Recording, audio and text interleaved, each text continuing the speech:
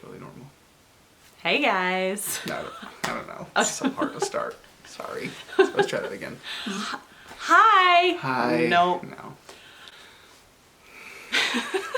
Just go. Just start talking. Hi. We are here for round 2. Okay. Yeah, you start. I started last time. So, welcome. We are on video round number 2.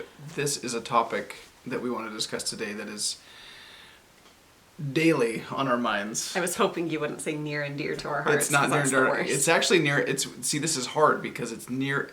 Oh. It's near and dear to my heart in a lot of ways. I just said don't say near and dear to my heart. It's like the worst. Can we start over? Yes.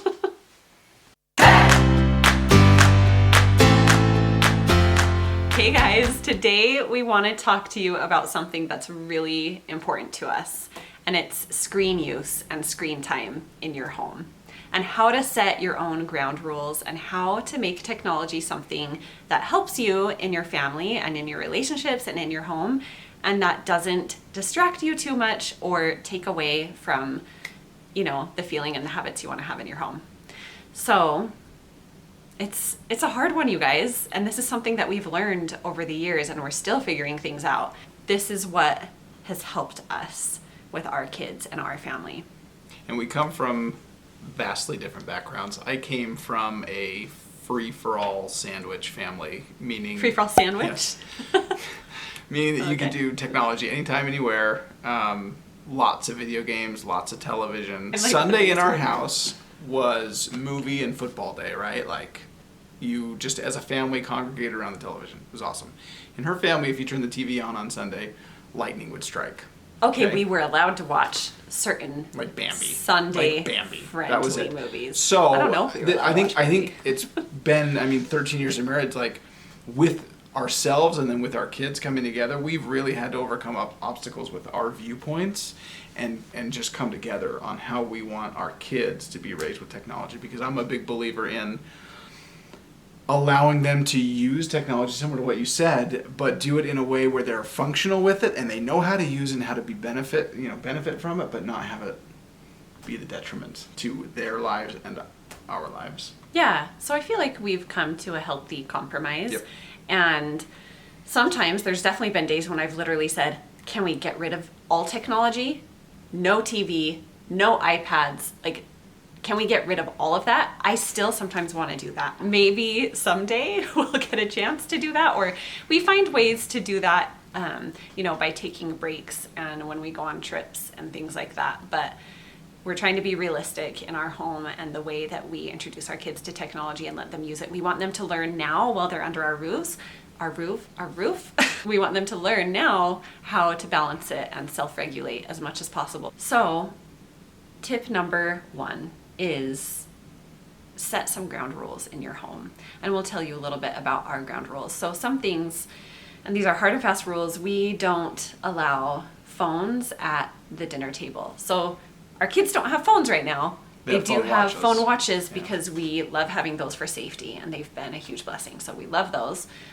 They just allow you to call or text a certain people that you choose. There's nothing else that they do there. So no phones or technology at the dinner table during any meal.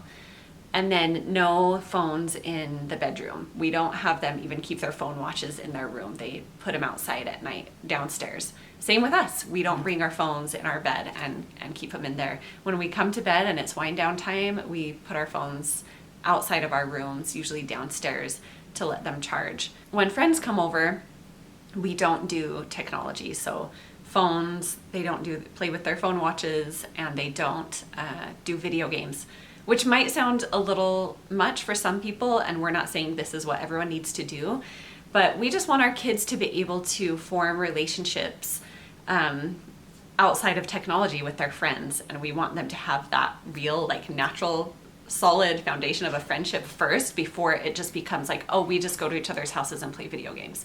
And I will say we totally let them play video games with their friends. We just have a certain day every week, every Saturday, where they get to play video games, and we keep the rest of the week video game and iPad game free. And we used to let them play, and this was when I had 3 little kids all at home and was dealing with newborns, which is a totally different stage of life that I'm not in anymore.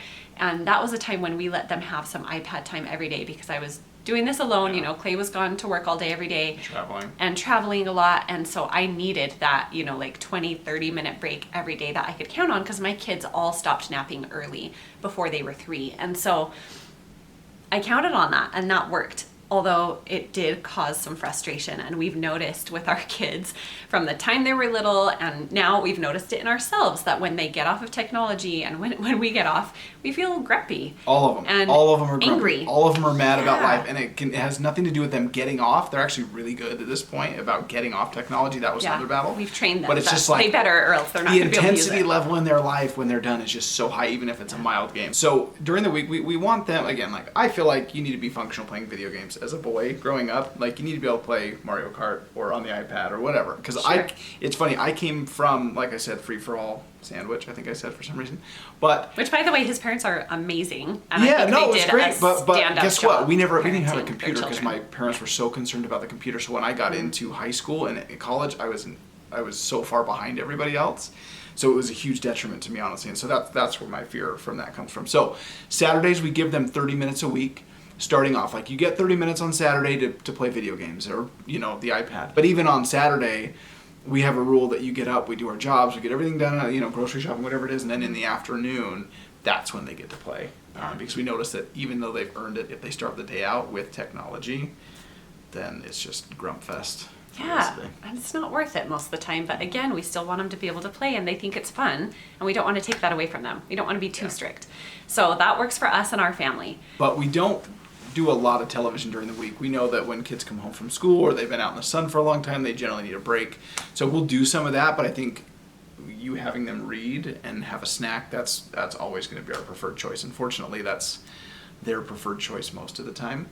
But it's just totally, habit now, you know. We're totally into letting them watch a show here and there, but it's always like, sure. Let's just do one, you know, and not have it be like a perpetual like 2-hour, 3-hour affair. You know, it's like 30 minutes they get. So yeah, we do work TV into our days as needed. As needed, not and every so day, like but while we're making dinner, or right now I think they're watching a show while we're doing this, you know. No so technology except for when we're working. Except for when we're telling people about how to regulate technology in their home.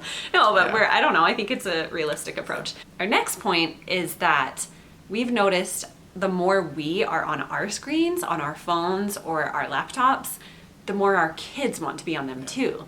They see that and it looks fun, or it looks like something to do, and they're like, oh, Mom, can I play a game? Or Mom, can I, you know what I mean? And if we want to make a change with how our kids are using screens, help. So if we want to change the way that, so So if we want our kids to use screens in a healthy way, and we don't want them on screens too much, we have to make a change too. Because they totally emulate our behavior and look to us for what they should be doing with their screens and how much they should be on them. So some ways that we deal with that, one is we talk to them about what we're doing on our phones. And it's a good gut check for us too. If they're like, what are you doing? Or if they come hover around, I'm like, okay, what am I doing on my phone? Is it productive? And I can tell them what I'm doing, and sometimes I have them help me with what I'm doing if it's work. But just explaining what purpose I'm using my phone for teaches them, oh, okay, so that's a purpose that we use our phones for. You know, the last thing we want to do when our kids grow up is have them remember how much we were on our phones instead of paying attention to them. And I know that's a really hard balance. It's so hard. I'm not saying we shouldn't be on our phones around with them, but I love the idea of when they come and ask me a question that I try and keep them right next to me, grab their arm or their hand so that they know that I acknowledge them. And if I'm truly finishing something quick, then I'll finish it and then say, hey, thanks for waiting, and acknowledge their question or whatever it might be. Because I notice that too when you're on the phone, like especially when she's on technology or she's working or doing anything that she needs to for work, they almost want her attention more, and they'll make that a big deal. Yeah. Yeah, and I do. That's a really good tip. And I do, when they come and talk to me, even if I am in the middle of something important or work or whatever, I will try and put my phone down and acknowledge them as well and give them that eye-to-eye contact so they know that they come first before this world on my phone. So the third tip is that we teach our kids a healthy alternative to screens, because sometimes we get caught up in thinking, okay, what do we need to take away and limit when it comes to screen time? But really, the more effective and honestly easier way to teach them healthy screen use is to add in more of the good stuff and teach them how to use their time wisely, and teach them that screens are good, but that's not where all the fun is. That's not where life happens, and that's not where imagination and creativity happens all the time. So just teaching them to love other things. Reading is a huge one in our home, obviously. And Magna-Tiles, for example, that's like one toy, I guess you would say, that we love and have had for years, and all of our kids love it because they build cities out of these Magna-Tiles and Mega Blocks, things like that, that they can build and imagine with their hands. They also love art. So we have an art table downstairs in our toy room and always have paper and colored pencils set out, and our kids will just go over there and start writing because there's so much power in kids just being able to create in that way. It's so healthy for them, and to use their hands to create instead of just typing or creating or doing art on a screen, although that's okay too. But just creating those alternatives for them and teaching them other ways to use their time and have fun. And getting outside, there's so many things they can do as a kid, and I don't want my kids to lose those things and to limit their imaginations because they're always just thinking that screens are the way to play. Let me say one thing. I'm sure whatever you're doing, whatever makes sense in your house is what's right for you, and we can all get better. We talk about it all the time. How can we improve? How can we get better? And just don't feel bad about what you're doing. Like, I hate when people are like, I feel so guilty because I'm like, let's remove that like barrier of you feeling guilty because, like, you're probably doing a great job. And I feel like people need to hear that and actually believe that they're doing a great job. The fact that they're watching this video, you're aware, and that's okay. Like, no one is perfect. No one has it completely figured out. We're all figuring this out together because we're the first generation of parents to have to really monitor and manage screen time for ourselves and our kids. So yeah, don't go away feeling guilty. Go away focusing on the fact that you watched this and you're aware and that you can improve. And I think it's empowering to know that you get to choose the way you and your children use screens in your home. You don't have to do it the way someone else does it.